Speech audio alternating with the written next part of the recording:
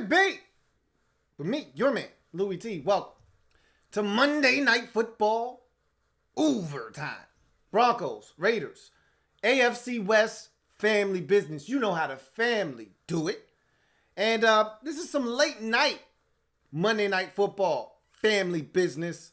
Doubleheader variety on the week one nightcap as we usually get in week one. And this was an interesting game, I will say. Really disappointed in the Broncos in this football game.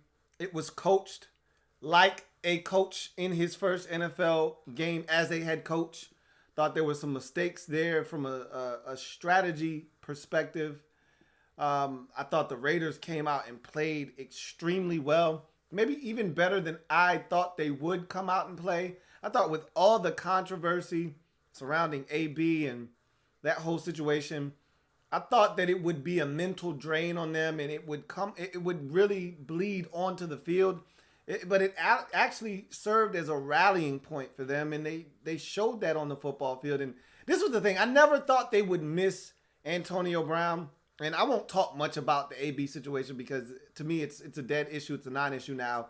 He's moved on. We had all weekend to talk about it. That shit is dead for me. But I will say this because I thought it was something pertinent that I needed to mention. I never thought that his presence on the field would be felt or missed because they didn't have him on the field. You can't miss something you've never had. So I never felt like it was going to be an issue on the field. I always thought it would be a mental thing where you keep getting asked about it. You keep going through this emotional roller coaster. Is he? Isn't he? I just thought that would wear on them. But this team did a great job of coming out, blocking out the noise, and just playing football. And I thought they actually did it well on both sides of the football. Although I thought there were some more opportunities to take advantage of some of the things the Raiders were doing defensively, and they just didn't in terms of the Broncos. But credit to the Oakland Raiders for taking it to the Broncos early, taking it to the Broncos often, especially on the ground. I thought they ran the football. It wasn't the most dynamic run game. It's not like Josh Jacobs had 130 yards rushing. He had 23 carries, which by today's NFL standard, that's a lot of carries in a game. I mean, most backs are getting 10 to 15 carries a game. You look at Royce Freeman, the leading back for the Broncos, 10 carries. And I think Philip Lindsay, if you look at his numbers, he's probably somewhere in that 10 to 15 range. You look at the game before this one, Carlos Hyde was the lead rusher for the Texans, 10 carries, 83 yards. You look at the lead rusher for the Saints, Alvin Kamara, somewhere in that 10 to 15 carry range. That's generally what you see from the NFL now, but we know Gruden is a throwback, ground and pound. It has been his mantra since day one. And so he's going to run the football. Ran it a ton with Jacobs. Only 83 yards on 23 carries. So it's not like he lit it up, but it was the consistency at which they ran it. And it seemed like it was a consistent 3, 4, 5 a pop. There weren't many 2-yard losses in there and 3-yard losses. It was a consistent, staying ahead of the sticks and down in distance with the run game. And I also thought that Derek Carr was highly efficient and effective in this game.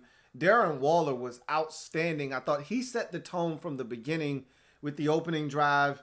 And he gave them a target to throw to, a bigger target to throw the football to, similar to Jared Cook last year at the tight end position. That was a mismatch against Yiadom, and they took full advantage of it. And then you look at a guy that I thought would step up in the absence of AB, and I was anxious to see how he would do in the number one role because I think when the Raiders first acquired Tyrell Williams, it was to be their number one wide receiver.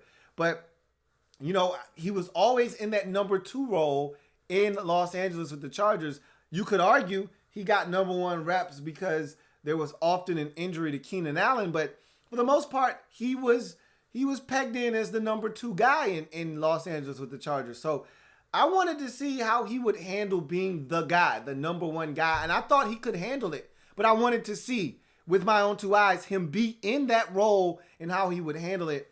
And I thought he handled it masterfully tonight. And I think that's what you're going to get from him for the bulk of the season. He's got everything you're looking for in a true number one wide receiver. Not saying that he's going to be that guy, but he's got size, he's got speed, he's got great hands. He showed the ability to be able to make tough, contested catches, take a shot, and hold on to the football. He was everything for the Raiders tonight in the pass game. And I just thought Derek Carr's confidence grew as the game wore on. And the offensive line did a phenomenal job. Did we hear from Von Miller tonight? Did we hear from Bradley Chubb tonight? I think the only time I heard Bradley Chubb's name called is when he deflected a pass early in the first quarter, early second, late first, something like that, on a three-step drop, trying to get it out of Derek Carr's hands quickly, and Chubb was able to defeat a cut block and get his hands up. Other than that, I didn't hear the name of Bradley Chubb or Von Miller the entire night. And so credit must be given to this Raiders offensive line. I mean, Derek Carr was clean the entire night, and it's not like it was a bunch of dinking and dunking. And I'm not saying he was stretching it vertically either, but there was some throws down the field in that intermediate range where he needed time to throw on some five-step drops, and there was just no pressure to be had from the Denver Broncos. And so credit the Oakland Raiders offensive line for that. I thought they had a good night on the ground and a great night protecting Derek Carr. And so I was really impressed with the Raiders offensively in this game. Josh Jacobs looked good. All the targets that we've heard all offseason about, all preseason, all camp, came to fruition. Like I said, it was fun to see everyone get involved in this football game for the Raiders. And the guys that we've heard of all offseason, the Darren Wallers of the world, the Tyrell Williams of the world, even Hunter Renfrow with the catch in there. It was good to see guys step up and make plays. So this was an impressive win because I was one of those people, and I'm not jumping off of the Denver Broncos bandwagon, but, sometimes you forget about a head coach being brand new. And I jumped straight to the Joe Flacco angle. This is a really good Broncos defense with a head coach that's coming in with defensive chops that I expect him to take this defense to new heights. Well, that's not what we got in week one. But also you got to look at it from the angle of Vic Fangio's coaching in his first NFL game as a head coach. The preseason doesn't count. And I thought, didn't necessarily mismanage the game, but I thought there were situations where he needed to be more aggressive. And he erred on the side of caution. And that's generally what you get with defensive-minded head coaches, is that they err on the side of caution because defensive-minded coaches are more so conservative than offensive-minded coaches. Offensive-minded coaches are more likely to roll the dice in situations. And you would think it would be the other way around, where a Ron Rivera, who's a defensive-minded guy, or even a Mike Vrabel, who's a defensive-minded guy, you would think it would be in that mold where you're a defensive-minded guy and you feel like if I roll the dice and I come up snake eyes here, my defense got my back, and I'm going to be able to put my defense on the field, and they're going to be able to bail me out. But a lot of times it's the other way around with defensive guys. They're thinking, hey, I don't want to put my defense in a compromising position. Let's punt the football. Let's play some defense, and they'll get me off the field and get me good field position. So I thought there were opportunities for Fangio to go for it on fourth down, especially the only one that I really had the big issue with was you're down 21-6 with 9 minutes left in the game. Like, how many possessions do you really think you're going to get at this point? And for me, the math just didn't add up. It would have been one thing if the score was 20-6. Now you're in a position where if you kick that field goal, it's still a 2-possession game, but it's a touchdown 2-point conversion and a field goal, and it's tied versus, 21-9 where you're like, bruh, this field goal really doesn't do you any good. You still need 2 touchdowns. So whatever you do here, it's not really beneficial if you kick a field goal. Because even if you score a touchdown, you're still down 20. You still would be down 21-17. You still need another touchdown to win. So just to me, kicking a field goal to cut the deficit to 12 at 21-9 didn't make much sense with 9 minutes left. Because again, you're not getting a bunch of possessions. You got to think about it this way. You need it twice, and you need the Raiders to go 3 and out and get it twice. You can't afford the Raiders to put together a 4-minute drive that eats up, or a 2 first down drive that eats up 4 minutes of the clock, and then you get it back because now all of a sudden, again, you need 2 touchdowns, not a touchdown and a field goal. So again, that was my thought process there. You know what I mean? And that the offense was just horrible in the red zone for the Broncos. Credit the Raiders defensively. When the field shrunk, they were able to stop the Broncos dead in their tracks. I thought it was a poor job of scheming it up down in the red zone. I just thought that, and I can't stand when teams want to run tosses and trick plays to the short side of the field. Miss me with the numbers bullshit. Well, we got numbers on that side of the field, but you don't have any damn space, okay? I can't. Okay, so the play they run off to the left side of the football field where it's the little funky formation where there's only 3 linemen, Joe Flacco, and the rest of the offense, the other 7 guys are all lined up off to the left side of the formation. You're on the short side of the field. There is absolutely no space over there. What are we doing, guys? How about you run that same exact play to the wide side of the field where there's plenty of space for him to maneuver? Nope. And NFL teams do this all the time because we've got numbers on that side. That shit is stupid to me. I'll never understand that. I'll never try to understand it, nor do I want to, because it doesn't make sense. Running to the short side of the field on toss and sweeps and stretches just doesn't make any sense to me. It doesn't, and it never will. And I just thought the execution down in the red zone, Joe Flacco refuses to run. Refuses to use his legs at all. I thought the sack by Cleveland Farrell late in the game was a microcosm of the night for Joe Flacco in the pocket. He had ample time to throw that football and just refused to make any kind of decision on what to do. He was really, really hell-bent on throwing that football somewhere. Even on the bootleg out to the right where he threw it to Noah Fant, I'm like, bro, you got 5 yards if you just take off right now. And he refused to run. And at the last second, Noah Fant came open and he was able to get him the football. But I'm like, bruh, you have got to run. Even on the sack that he took where they thought he fumbled and John Gruden challenged. Bruh, run. Like, he was so reluctant to run. By the time he decided, all right, I'm going to pack my shit up and go, it was too late. The defense was already there. I'm like, bruh, do something. Don't just stand there. Run. All right? Don't just stand there. Run. Go. And so Flacco just refused to use his legs. And one of my biggest gripes with, and then we'll get to some comments. I've said all I need to say. But I thought Cortland Sutton was outstanding in this game, first and foremost, before I go away. And I thought that they waited too late to take shots down the field with Joe Flacco. This is my thing. If you're going to have Joe Flacco as your quarterback, it is imperative that you take shots down the field, okay? It's like having a Ferrari. It's like having a Rari and just driving in residential neighborhoods. Like, that doesn't make any sense. That Rari wants you to open him up and go 90, go 100, go 110, go at least hit me at 75. And if you're driving around these residentials, you're doing 25, 30, 35 max. Like, that's not what a Rari is for. Cut it loose. And so I'm saying, look, if you're going to have Joseph Flacco as your quarterback, you got Joe, his best attribute is the deep ball. And if you saw him tonight, everything was hard with Joe. Even the underneath throws were bullets. I'm like, Joe, take a little bit off, bro. God damn. I mean, there was a throw early in the game where he cut it loose on a 7-yard pass and went right through his player's hand. And I'm like, bruh, take a little bit off. There's a lot of mustard on that, Joe. A lot of mustard on that hot dog, bruh. Relax. Jeez.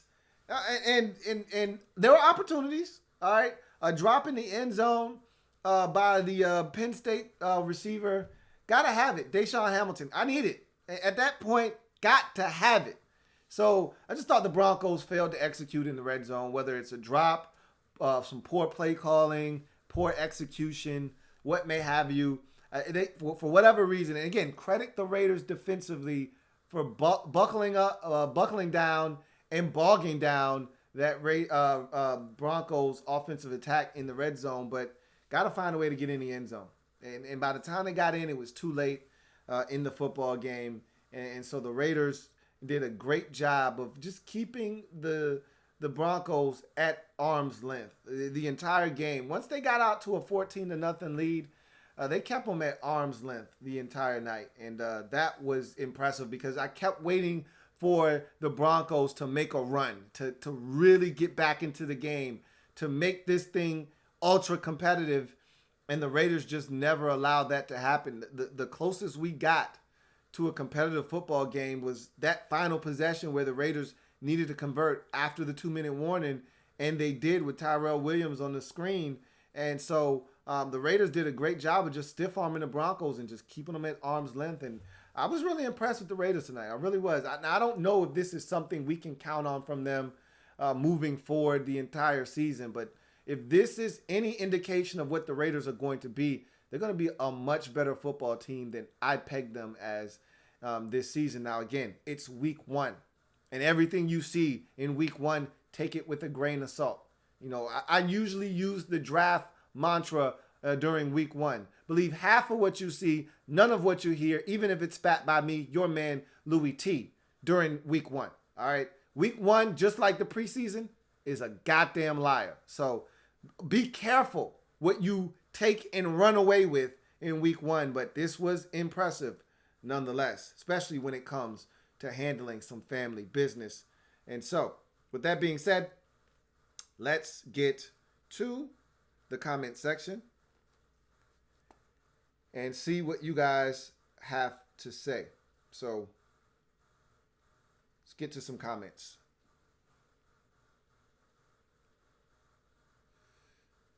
If I can. Let's see.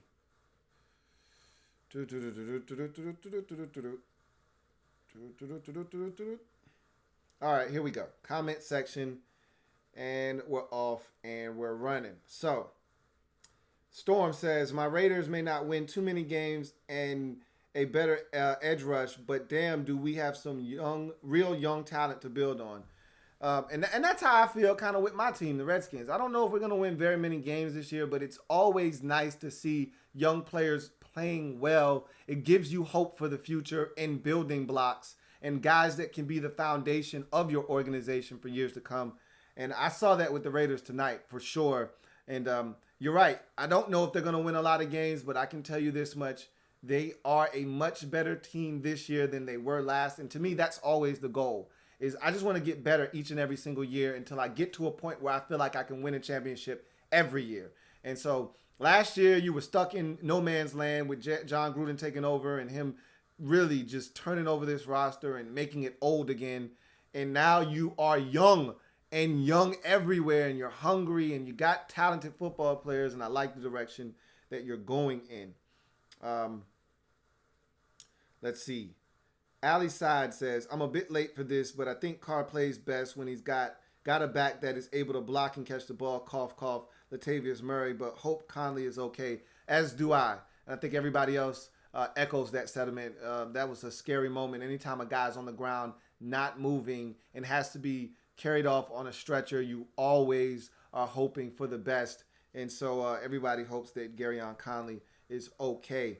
But Carr, to me, plays best when he's protected, period. You know, it's great to have a back that can run and catch it. Everybody wants one. Everybody wants a back that can do both. But at the end of the day, if you protect Derek Carr, we've seen what he's capable of when he's protected. Anybody remember 2016 and what Derek Carr was doing before the injury versus the Colts late in the season? Guy was on an MVP-like tear. So we know what Carr is capable of when he's got weaponry and he's got protection. And he may have both this season. We'll see. Dre the Great says, Trent Brown is worth all the money, especially when teams are trading for tackles nowadays. Look, I don't mind teams spending money as long as you get your money's worth. He seems like he's worth the money thus far. Ali Side says, Lou, my Raiders did not allow a single sack the whole game. Miller Brown did a magnificent job. He says, it's sad the media only gives credit to the defense from the defense and not the offensive line. Yeah, and that's why I made sure to point out that the Raiders' offensive line was outstanding tonight. We heard nothing. I mean, it was crickets from that Denver Broncos front. And that's all we talk about is that dreaded, vaunted Denver Broncos pass rush with Miller and Chubb and all those Derek Wolfe and all these guys. And those guys were silent tonight. They pitched a shutout, a one-hit gem is what they pitched tonight.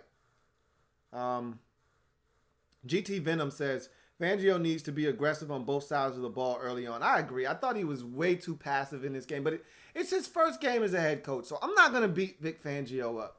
I think a lot of times what happens is that we fall into the trap with these coaches that come in and take the league by storm early on. Last year, you had Chicago Bears coach Matt Nagy come in and take the league by storm. The year before that, it was Sean McVay. And so in the year before that, I believe it might have been Sean McDermott for the Buffalo Bills. Every year you see these young coaches come in and have immediate success, and we just assume that the next guys up are supposed to do the same thing. And that's actually out. Those guys are outliers. That's an anomaly. That's not what happens in this league.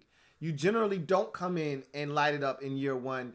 And you got to learn how to be an NFL head coach. It's one thing to be a coordinator. It's a whole different ball game to be a head coach. And I think Fangio is figuring that out. And he's been a coordinator for so long. He's watched so many other guys do what he's doing now, but he's never been in their shoes.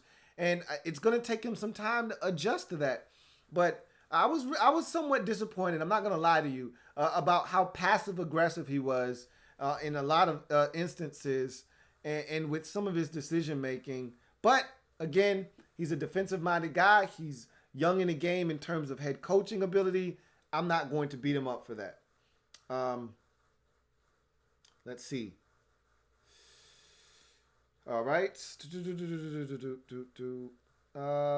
JP says Josh Jacobs is a damn baller. He also says Miller and Chubb were quiet all night, almost like Kerrigan and Sweat yesterday. Not almost, just like. Yin Yang Domain says, what did you think of Cortland Sutton versus E-Man Sand? Verse in terms of what? Like, they're on teams, so I wouldn't say verse. If you're comparing the two, I thought that Cortland Sutton was the better of the two receivers, but he was the one that got the most targets. That's pretty much why. And I felt like they should have been using E-Man Sand a lot earlier in the game. They didn't start going to him until the game was essentially in the balance, down 21-9, and they had to have it, or 24-9 when they had to have it. So I was disappointed that it took him so long to really get Emmanuel Sanders. He didn't have his first catch and target until the second quarter, and we're talking late second quarter, right before halftime on that drive that resulted in a field goal that was from like 64 yards because of penalties. The Broncos were horrible with penalties tonight as well. They killed themselves with penalties throughout the course of the night also. But Cortland Sutton was really good. A lot of really tough catches over the middle of the field. A lot of run after the catch for him too. Was impressed with that. But those two are really good receivers. I need them to be a little bit more involved in what the Broncos are doing in the pass game, especially stretching the field vertically with Sutton's ability to go up and high point the ball and E-Man Sand's ability to get behind the defense.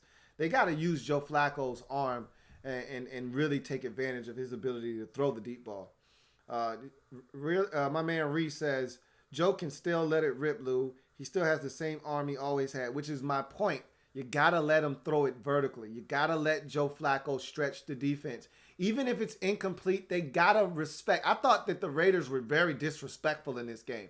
A lot of situations where they were just packing the box and daring the Broncos to run it, and they're acting as if Joe can't cut it loose 60 yards, 65 in the air on the money. And I was thinking they just needed to be more aggressive, and it took them too long to take that deep shot to Emmanuel Sanders in the football game.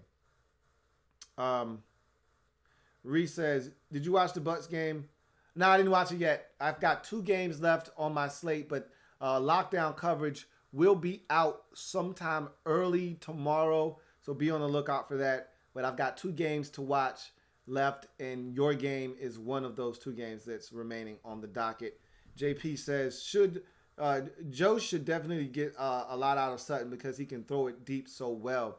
But a lot of the stuff they ran with Sutton was intermediate to short in this football game. Like I said, I'd like to see them stretch the football field vertically.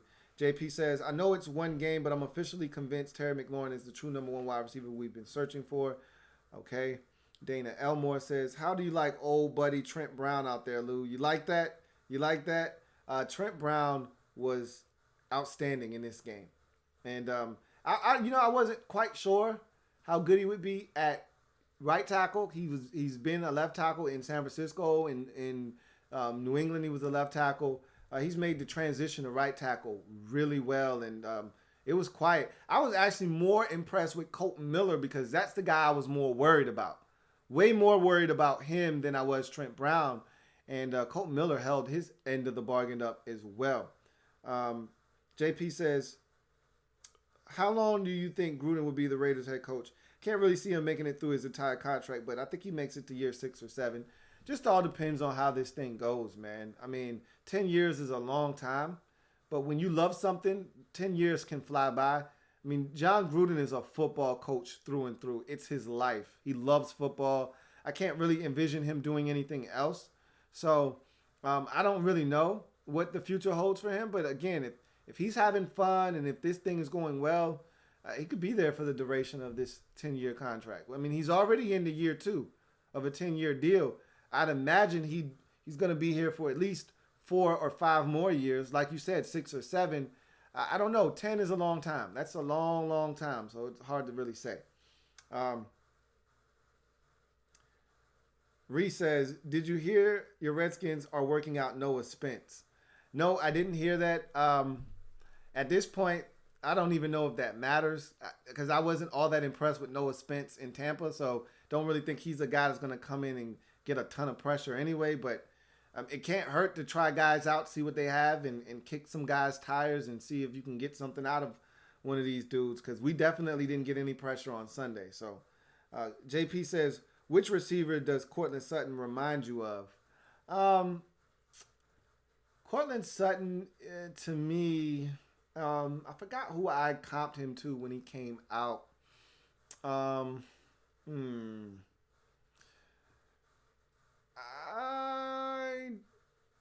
don't really know who I think he reminds me of.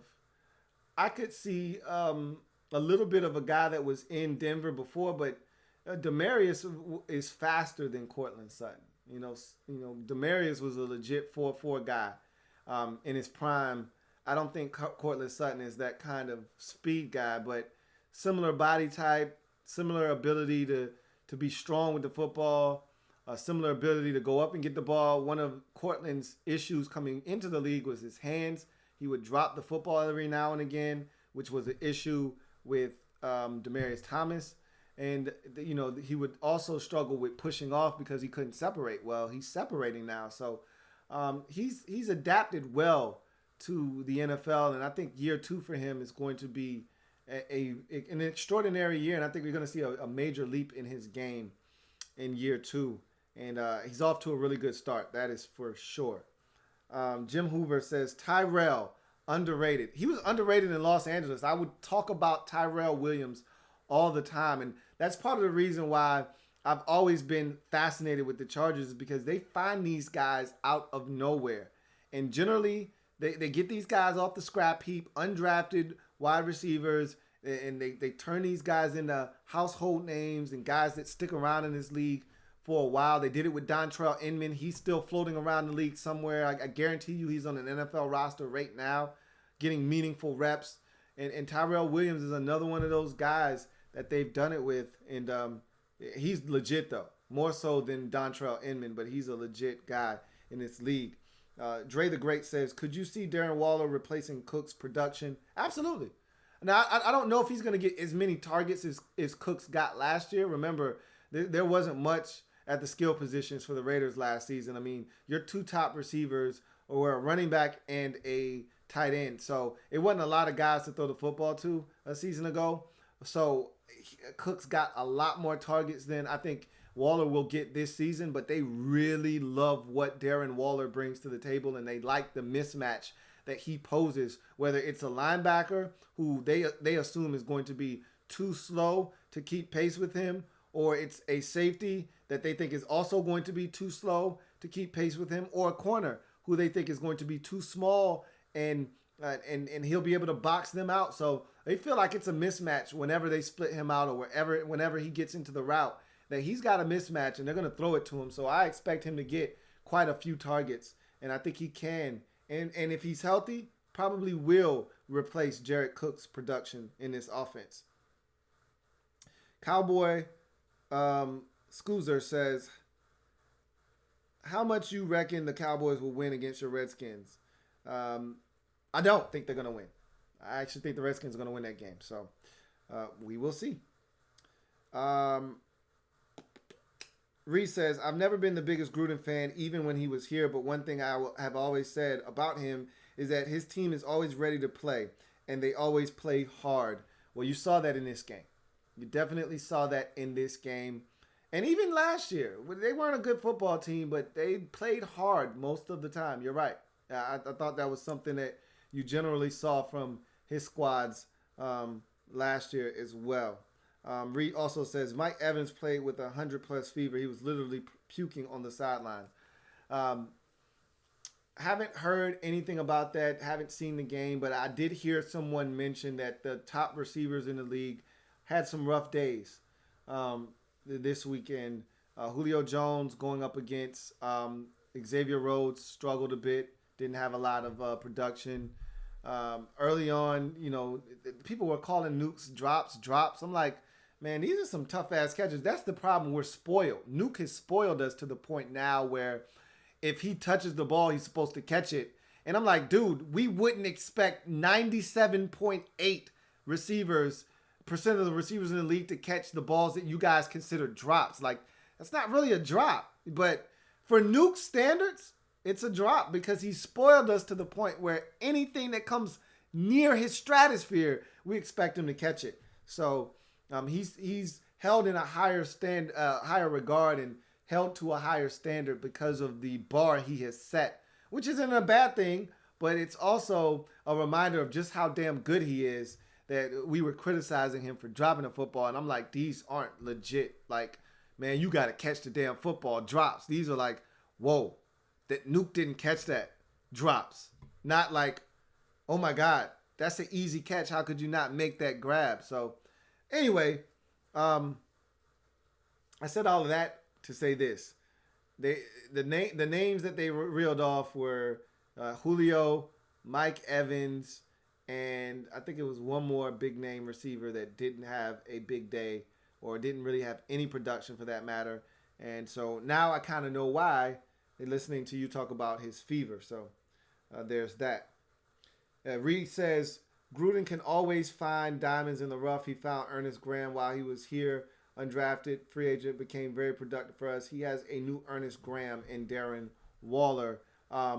Waller was a guy that was drafted by the Baltimore Ravens as a wide receiver. They turned him into a tight end, had some substance abuse issues, so he was dealing with suspensions and never really fully developed in Baltimore because of some of the issues he had off the field. But the guy is definitely talented, and I think the Raiders are going to continue to try to get the most out of Darren Waller. So there you have it. Raiders, impressive in a 24-16 victory over the Denver Broncos. I have the Broncos as being one of the surprise teams this year, one of those teams that didn't make the postseason last year that could possibly make it this year, along with Jacksonville. Both of those predictions took a massive hit this weekend, more so Jacksonville than Denver. I think I just got a slight reminder that Denver does have a rookie head coach, and so that may hinder them during the course of this season. But in Jacksonville, the Nicholas Foles injury, he's not able to come back off of the short-term IR until week 11 at the earliest. By then, the Jaguars will probably be well out of playoff contention. But we will see. Gardner Minshew didn't look bad, and he completed 88% of his passes. And it's not like he went, 8 of 11. He went 22 of 25. Okay, guy threw the football and threw it well. So we'll see what happens with the Jaguars, with these Broncos who dropped to 0-1 with the 24-16 loss, and with these Raiders who get the win 24-16 and did it in impressive fashion. And yep, they've got a tough schedule, but we'll see what they can do. You can only take them one game at a time. They took the first one, knocked it down, put it in the left-hand column. We'll see if they can continue to do that throughout the course of this season.